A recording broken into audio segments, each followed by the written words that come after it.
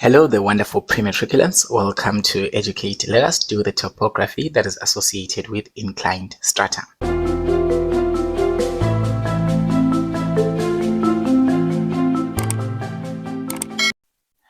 So basically, when you say that the strata, which is the layer of rocks, is inclined, it just means that it is tilted or it is slanted.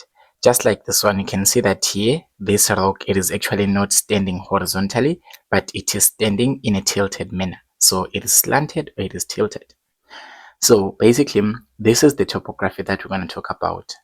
So those are known as homoclinal ridges.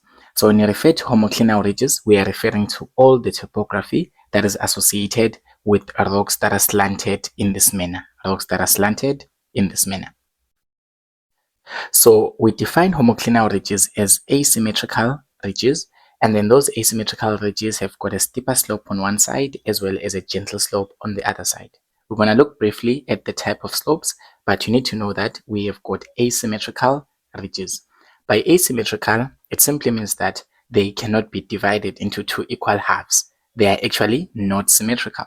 So the homoclinal ridges, they've got a steeper slope on one side and a gentler slope on the other side. So now you need to be able to explain what actually causes the rock to be tilted in this way, or the rock to be slanted, or the rock to be inclined. So here we have got alternating sedimentary rock strata of varying resistances. So basically, when we have got sedimentary rocks that are having different resistances to erosion, they are actually uplifted. They are uplifted, and some of them, they are tilted, because remember that this landform looks tilted. So the sedimentary rocks are uplifted and then tilted. So what actually tilts them? What process tilts the rocks? One of the processes is warping, another one folding, and another one is faulting. So there are three processes that cause us to have homoclinal ridges, which are just tilted landscapes whereby the rocks is inclined.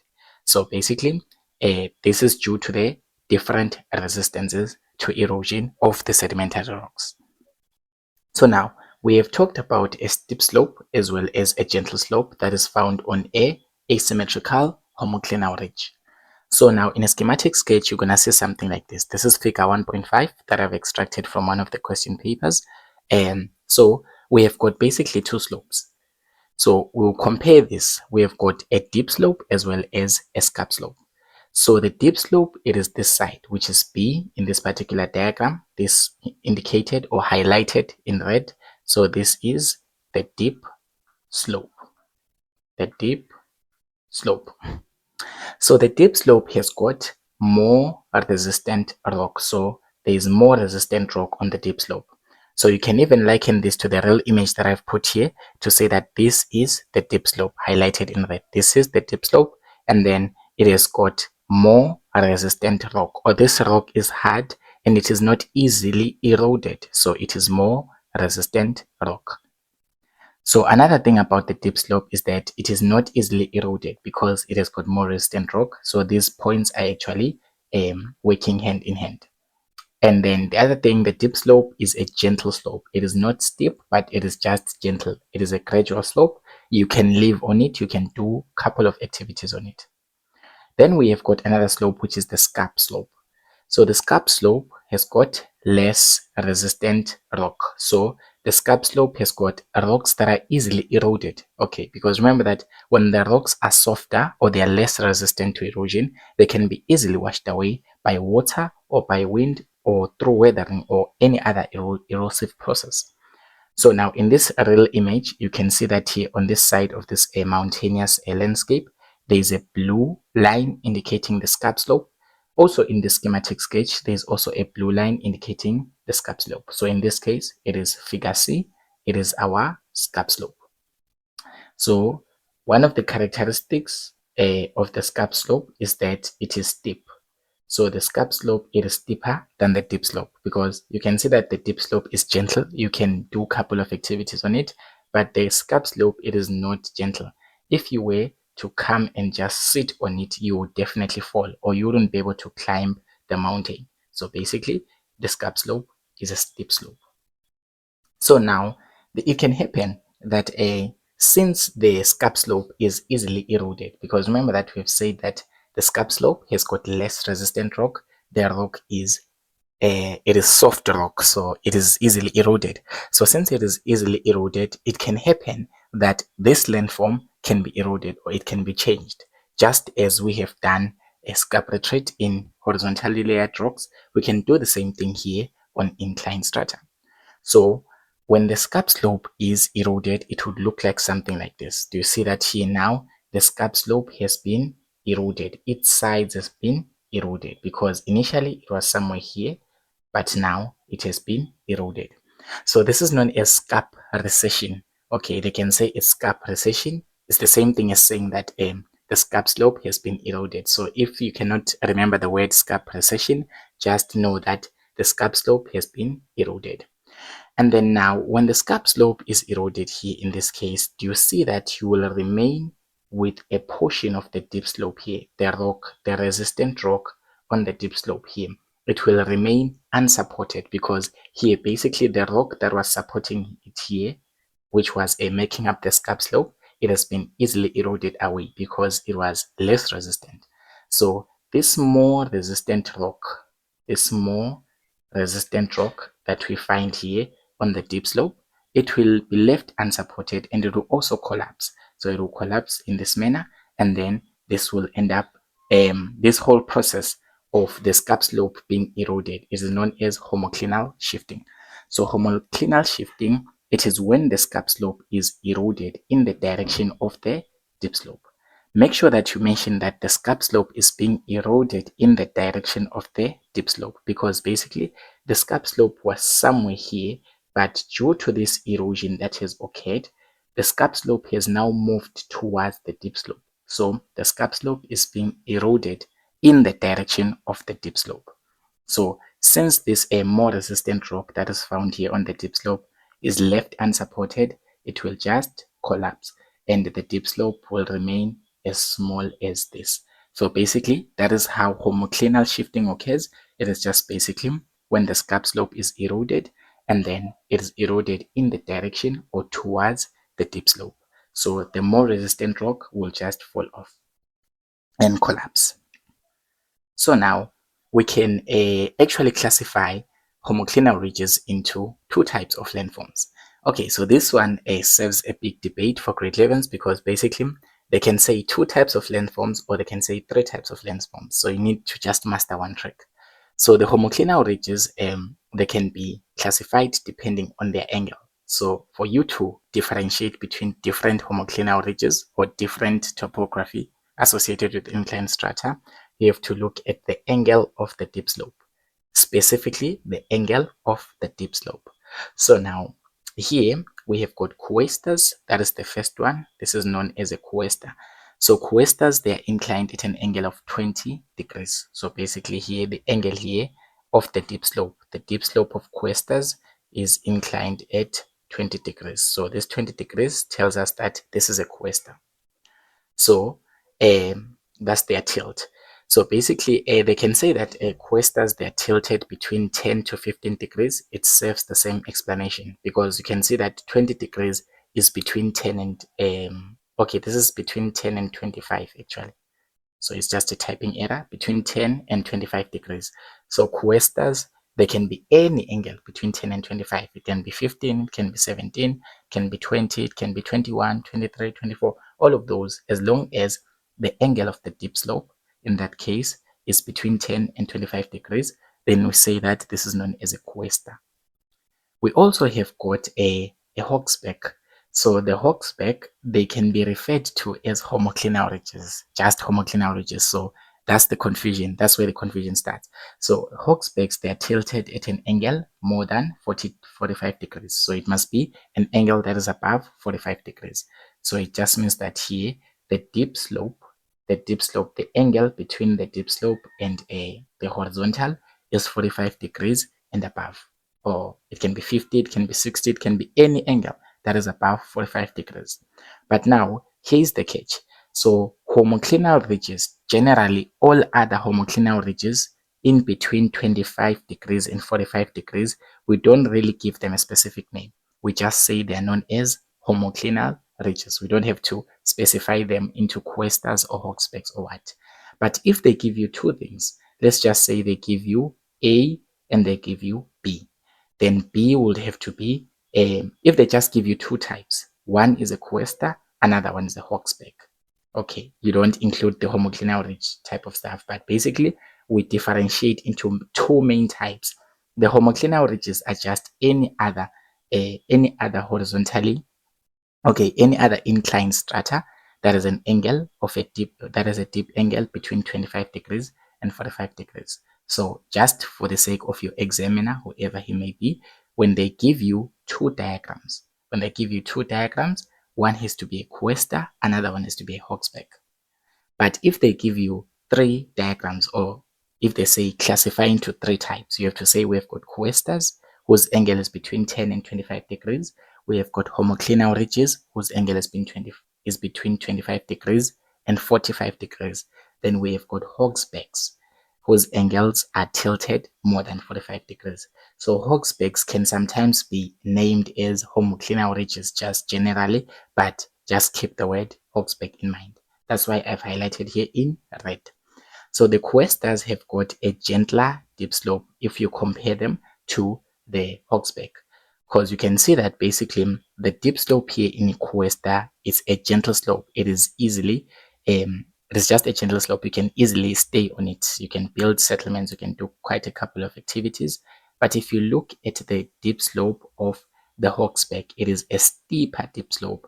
So in essence here, we're trying to say that cuestas have got a dip slope that is more gentler than the ones of the hawksback. So the homoclinal ridges or the hawksback ridges, they have got a very steep dip slope. So the cuestas have got the gentlest dip slope. And then now the cuestas can be separated, or they can be differentiated into two types. We have got cuesta basins as well as cuesta domes. So the different types of landforms that are cuestas, they can be cuestas indeed, but they've got two different types. We have got cuesta basin, we have got a cuesta dome. So how do we differentiate between cuesta basin and cuesta dome? Let's first describe the formation of each. So a cuesta basin basically forms as a result of volcanic intrusions from a lopolith. So basically a lopolith, you remember it in grade 10, it is just a basin shaped. So it looks like a basin shaped and it forms underneath the Earth's surface. So when it is exposed to the Earth's surface, it will become a what? It will become a cuesta basin. So basically the scarp slope of a cuesta will face the outside, and then the dip slope will be facing the inside. So basically the scarp slope is facing outward, the dip slope is facing inside. And then one more thing, the walls of a cuesta basin, they can trap oil. So basically at the walls of the cuesta basin, they can trap oil. I mean the literal oil that you use to do your industrial activities, the oil that they use to power up some of the generators and whatnot. So that can be an advantage as well, because cuesta basins, they can be oil traps. Their walls can trap oil. Yes. So now the cuesta dome, their form is as a result of volcanic intrusions from a what? From a laccolith or a batholith. So for us to have cuesta domes, we must have a batholith or a laccolith. Remember, a laccolith, it is just a mushroom shaped, that you did in grade 10, of course, a mushroom shaped landform that you find underneath the Earth's surface. Okay, so when it is exposed to the Earth's surface, the scarp slope will face inside and the dip slope will face outside. So it is just the opposite of each other.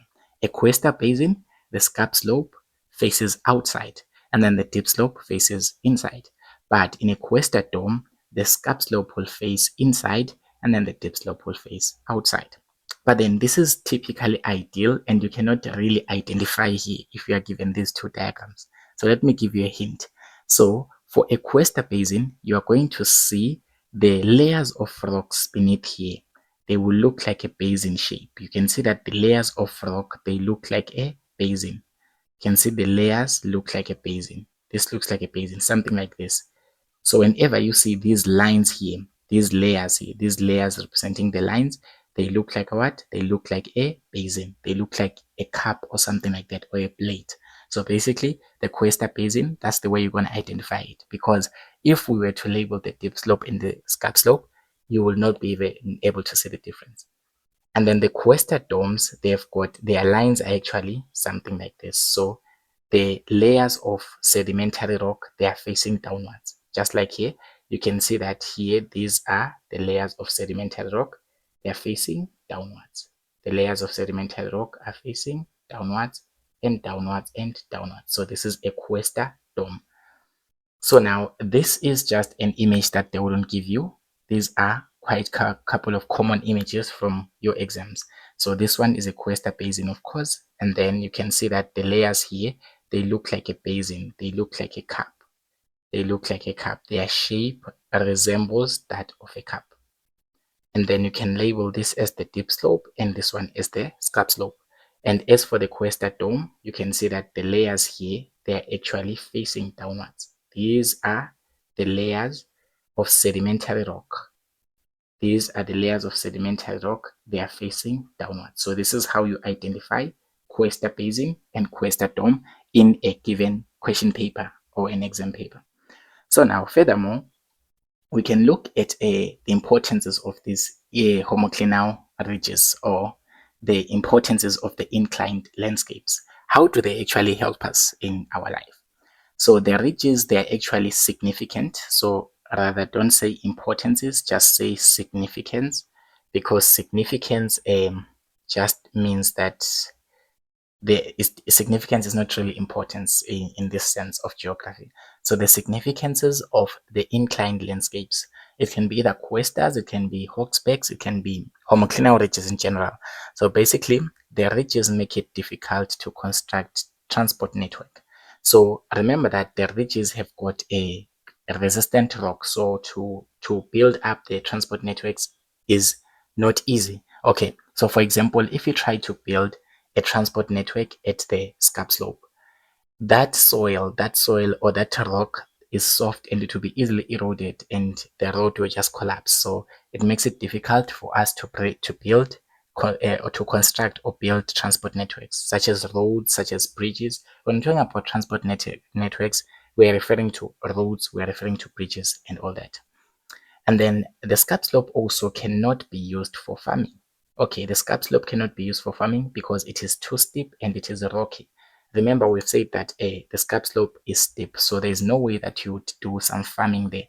Of course, when it rains, all the crops that you have farmed with your own hard work, they'll be just washed away. So basically, the scarp slope is steep and cannot be used for farming. But forestry can be practiced on the dip slope. Remember, the dip slope is more gentler, so we can actually practice forestry. Forestry just means that you are creating forests. So forestry can be practiced on the dip slope because the forests actually do not require any fertile soil. So if you were to plant trees, just indigenous trees around the dip slope, they will be able to grow. So forestry will be possible.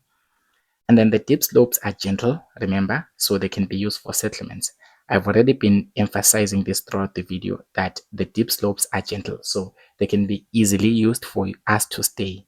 Whenever we talk about settlements, that's where we are staying. So we're able to build our houses, we're able to build our our houses just fine, right? So we can build our settlements at the dip slope because the dip slopes are way more gentler. But the scarp slope, they cannot be used for that because they are steeper. We cannot build on a steep place. Otherwise, our houses are just going to collapse as well as due to that erosion of the softer rock. And then the Cuesta basins also, they've got artesian walls that form oil traps. I've already told you that when we have got a Cuesta basin like this is a Cuesta basin. You can see that the layers, they are a basin shaped. It's up and down, up and down, up and down. They look like a basin shape. So the walls, these walls of a Cuesta basin, they can trap oil. So we can actually use oil for many things. We can use oil to even generate power. We can use oil to do a couple of activities. So basically, the oil that they use in industries, they sometimes extract it from the walls of Cuesta basins. So that is one of the significances or the importances of these inclined homoclinal ridges. Thank you so much, pre-matriculants, for staying tuned to the video. Don't forget to subscribe. Tell your friends to stay tuned.